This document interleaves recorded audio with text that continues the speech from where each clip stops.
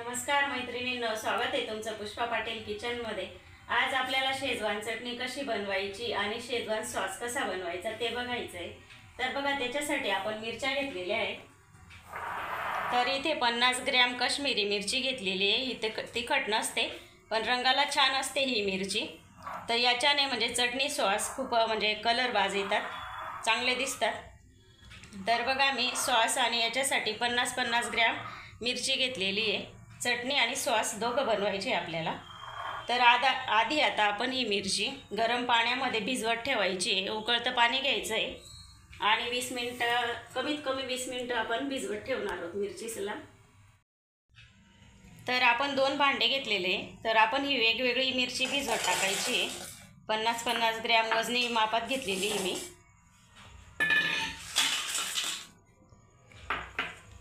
आणि याच्यामध्ये आता आपल्याला गरम पाणी टाकून द्यायचं आहे। कमीत कमी अर्धा लिटर पाणी घालायचं आहे दोघं मिरचींमध्ये।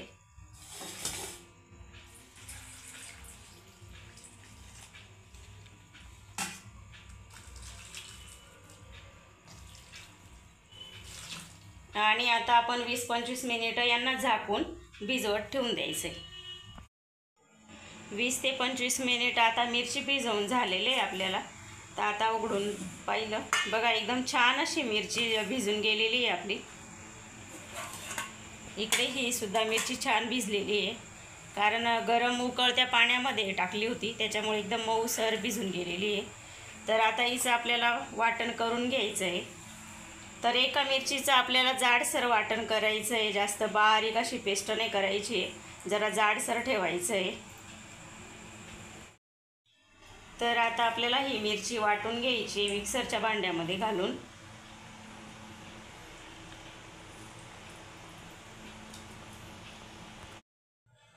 तर मिरची मी इथे टाकून घेतली आणि मी इथे काश्मीरी मिरची वापरते, त्याच्यामुळे मी तिच्यातल्या बिया काढलेल्या नाही आहे। तुम्ही जर दुसरी मिरची वापरत असाल तर बिया काढून घ्या, नाहीतर चटणी जास्त तिखट होऊ शकते।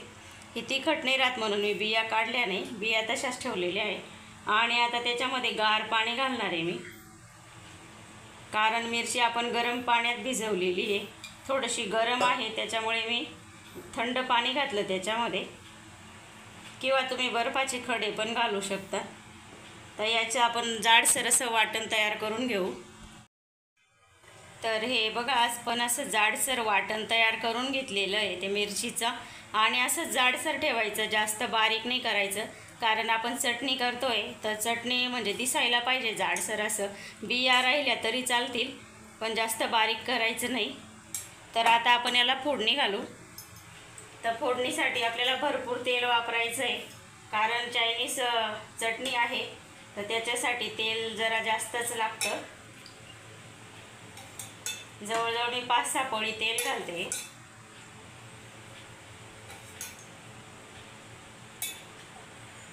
हे बघा, तेल घातलं आणि मीडियम गरम करायचं आहे, एकदम जास्त गरम कडकडीत गरम नाही करायचं आहे आपल्याला। साधारण तेल गरम झाल्यानंतर आपल्याला लसूण घालून घ्यायचे त्याच्यामध्ये। तर मी इथे अर्धी वाटी लसूण घेतले होते, म्हणजेच ते 50 ग्रॅम होते। तर 50 ग्रॅम मिरचीसाठी 50 ग्रॅम लसूण घेतलेले आहे। लसूणचा वापर जरा जास्त करावा लागतो याच्यामध्ये। आणि आपल्याला फक्त 5-10 सेकंद आपल्याला फक्त हे लसूण परतवून घ्यायचं आहे, त्यांना जास्त म्हणजे परतवायचं नाही आहे, कारण आपल्याला लसूणचा म्हणजे वास त्या रेसिपीमध्ये पाहिजे, आपल्याला चटणीमध्ये पाहिजे, त्याच्यामुळे जास्त लसूण कडक नाही फोडणी करायची लसणाची। तर लगेच आपल्याला अद्रक टाकायचं आहे। तर मी 2 इंच अद्रकचा तुकडा बारीक असा कट करून घेतलेला आहे। तर अद्रक पण आपलं थोडंसं परतवून झालेलं आहे। आता लगेच आपल्याला ही चटणी घालून घ्यायची आहे। आपल्याला लसूण आणि अद्रकचा म्हणजे जो कच्चापणा आहे तो टिकून ठेवायचा आहे, जास्त करपवायचं नाही आहे, आपण नेहमी फोडणी करतो तसं, कारण लसणावरच त्याचा स्वाद असतो शेजवान चटणीचा। तर छान आता एक जीव करून घ्यायचं आहे सर्व। गॅस मोठा ठेवायचा आहे म्हणजे पटकन सर्व असं मिळून येईल.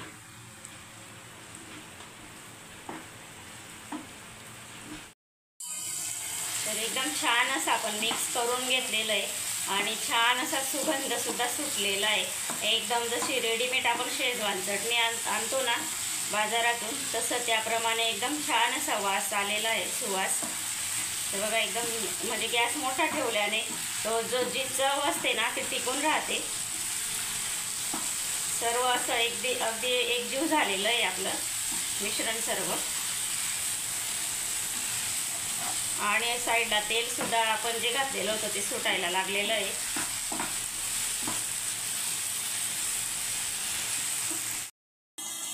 तर आपली चटणी परतवून झालेली आहे. आता आपण बाकीचं साहित्य घालू. तर बघा मी 1 चम्मच मीठ घेतलेलं आहे, मोठा चम्मच आहे, ते घालायचं आहे आपल्याला. मिक्स करायचं आहे.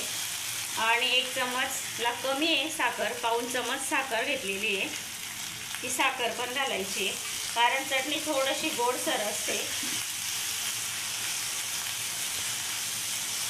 आणि इथे आपल्याला काळी मिरीची पूड वापरायची आहे, अर्धा चम्मच घेतलेली आहे बघा. कारण शेजवान चटणीमध्ये सॉसमध्ये काळी मिरी वापरतात. तर ही चटणी आपल्याला छान अशी 3 ते 4 महिने टिकवायची असते. त्याच्यासाठी आपल्याला लिंबू सत्व घालायचं आहे बघा. तर हे आंबट असल्यामुळे चटणी टिकायला मदत होते. तर ते मी 1 चम्मच घेतलेलं आहे. मिक्स करायचं आहे. आणि चायनीज चटणी आहे तर त्याच्यासाठी आपल्याला सोया सॉस घालायचा आहे बघा. 1 चम्मच मी इथे सोया सॉस घेतलेला आहे, तो पण घालायचा आहे आपल्याला. मिक्स करायचं आहे चांगलं.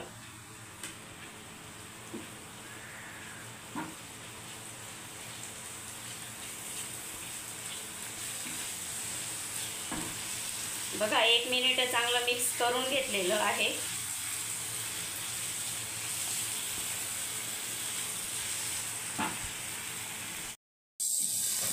तर आपली चटणी परतवून झालेली आहे. आता आपण त्याच्यामध्ये पाणी टाकू. तर आपल्याला 1 ते 1.25 वाटी पाणी घालायचं आहे.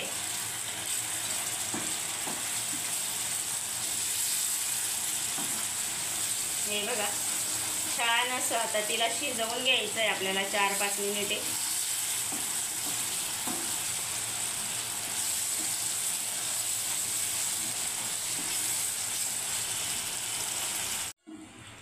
तर मी इथे गरम पाणी टाकलेलं आहे, तुम्ही नॉर्मल पाणी पण वापरू शकता. गरम पाणी घातल्याने कसं पटकन उकळी येते आणि पटकन शिजते, त्याच्यामुळे मी गरम पाणी घातलेलं आहे. थंड जरी वापरलं तरी काही हरकत नाही आहे. आता वरून मी थोडीशी अशी कोथिंबीरीच्या काड्या कापून घेतलेल्या आहे बारीक. तर बघा चटणी अशी म्हणजे एकीकडे चटणी आणि एकीकडे पाणी राहतं, तर तसं होऊ नये त्याच्यासाठी आपल्याला 1 चम्मच कॉर्नफ्लॉवरची पेस्ट करून त्याच्यामध्ये घालायची, म्हणजे एकसंधपणा येईल चटणीला. 2-3 चम्मच पाणी घातलं, छान असं मिक्स करून घ्यायचं आहे, पेस्ट करून घ्यायची आहे चांगली.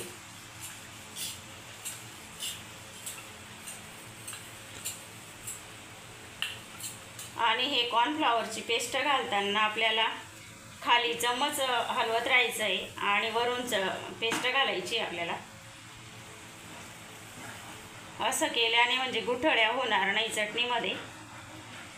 हे बघा थोडं पाणी घातलं का लगेच मिक्स करायचं आहे, म्हणजे कॉर्नफ्लॉवरच्या गुठळ्या होणार नाही चटणीमध्ये.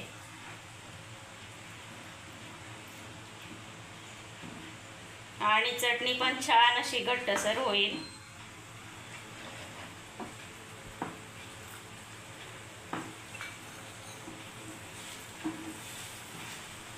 आणि आता 4-5 मिनिट छान असं शिजवून घ्यायचं आहे तेल सुटेपर्यंत. तयार आहे आपली शेजवान चटणी. एकदम छान अशी चविष्ट अशी जशी रेडीमेड बाजारात मिळते ना अगदी त्याच चवीची आपली शेजवान चटणी तयार झालेली आहे. आपल्या घरात म्हणजे अगदी खायला काही नसलं ना तर आपण पोळीवर सोबत ही चटणी पण खाऊ शकतो. पोळी भाकरी छानच लागते. या चटणीसोबत खायला.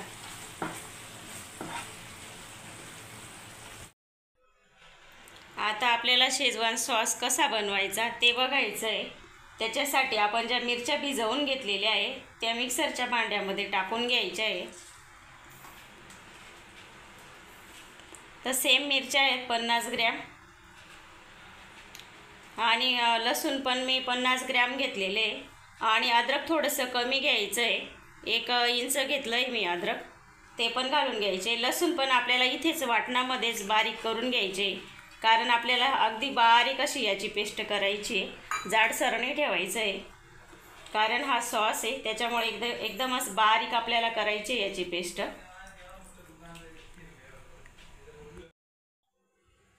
तर मिरची, लसूण आणि अद्रकची पेस्ट मी करून घेतलेली आहे. तर आता ही जाडसर आहे, जास्त बारीक नाही झालेली आहे, थोडंसं पाणी घालून केलेली आहे तरी जास्त बारीक नाही झालेली. तर आपण एक अशी गाळणी घ्यायची आहे बघा.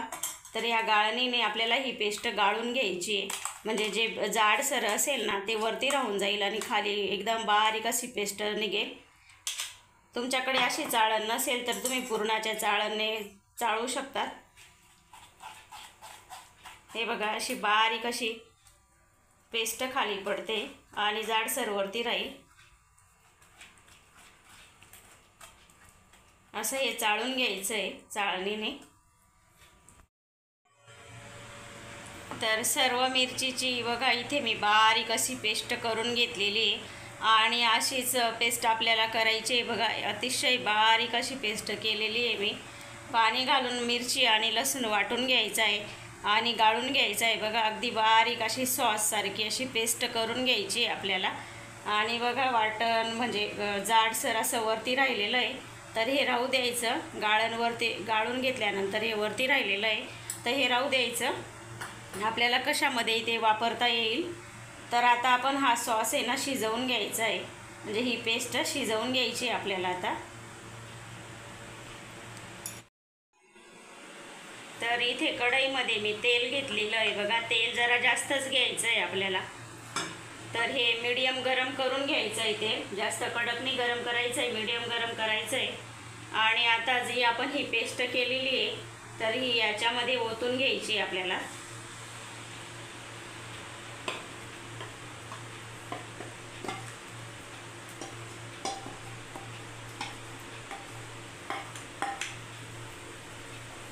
आणि तेलामध्ये चांगली मिक्स करून घ्यायची आहे. आणि नंतर गॅस मोठा ठेवायचा आहे आपल्याला. हे शिजवताना टाकताना गॅस कमी केलेला होता मी, आता मोठा करून घ्यायचा आहे नंतर.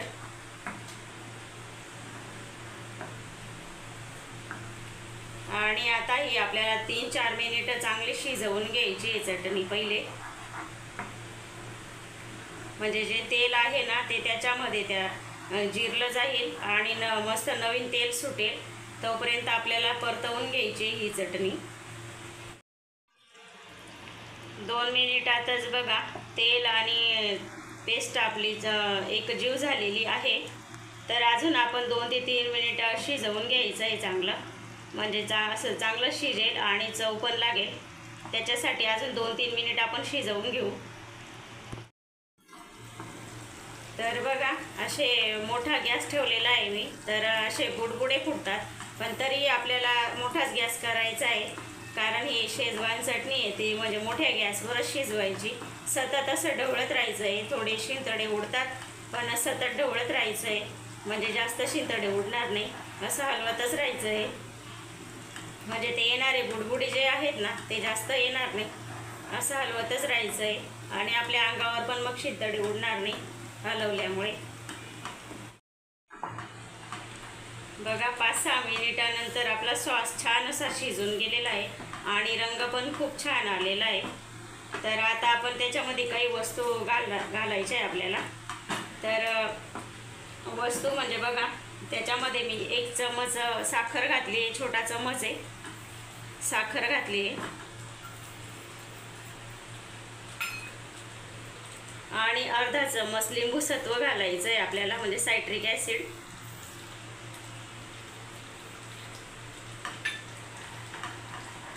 1 मोठा चम्मच मीठ घातलं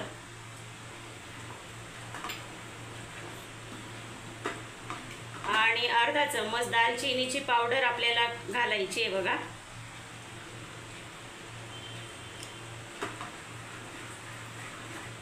आणि सॉस असल्यामुळे आपल्याला सोया सॉस घालायचा आहे बघा। 1 मोठा चम्मच घेतला आहे मी सोया सॉस। चटणीपेक्षा सॉसमध्ये आपल्याला सोया सॉस जरा जास्त घालायचा आहे आणि थोडीशी आंबटसर लागायला पाहिजे म्हणून आपण इथे टोमॅटो केचप घालायचा आहे 1 मोठा चम्मच भरून। तर 1 मोठा चम्मच टोमॅटो केचप घातला मी। तर हे सर्व साहित्य आपल्याला मिक्स करून घ्यायचं आहे चांगलं। चटणीपेक्षा याच्यामध्ये साहित्य वेगवेगळं असतं आणि फरक पण असतो। चटणी आणि सॉसमध्ये खूप फरक असतो। हे आपण हक्का नूडल्स किंवा फ्राईड राईस चायनीज आपण आयटम बनवतो ना, त्याच्यामध्ये आपण हा सॉस वापरू शकतो। त्याच्यासाठी आपल्याला नवीन असा बाहेरून सॉस आणायची गरज नाही आहे, कारण हा बाहेर जसा रेडीमेड भेटतो ना त्याच चवीचा आपण घरच्या घरी तयार केलेला आहे बघा। या पद्धतीने करून बघायचा तुम्ही पण। हे बघा अगदी तसाच सॉस आपला तयार झालेला आहे जसा मार्केटमध्ये रेडीमेड भेटतो ना। तर आपण ते पाऊच किती महाग आणतो, त्याच्यापेक्षा आपण असंच घरी बनवून ठेवला ना तर आपल्याला केव्हाही वापरता येतो बघा। किती छान असा आपला सॉस तयार झालेला आहे। तर आपण अजून आता 4-5 मिनिट त्याला शिजवून घेऊ। आपल्याला त्याला शिजवून घ्यायचं आहे, त्याच्यासाठी थोडंसं पाणी घालायचं आहे आपल्याला 2 कप। तर बघा मी इथे 1 कप पाणी घालते।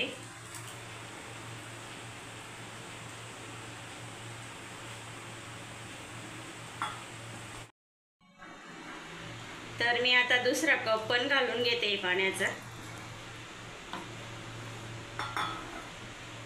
तर मी अजून अर्धा कप पाणी घालणार आहे त्याच्यामध्ये, म्हणजे आपला सॉस परफेक्ट तयार होईल।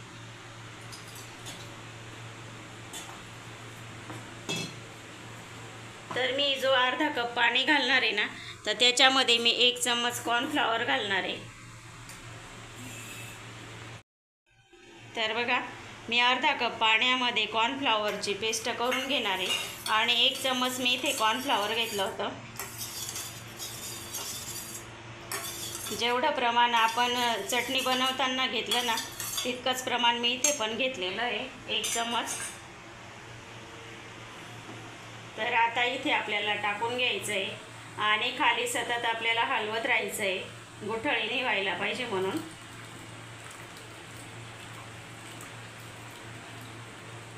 हळूहळू घालायचं आहे आणि खाली हलवत राहायचं आहे, म्हणजे चांगलं एकजीव होईल।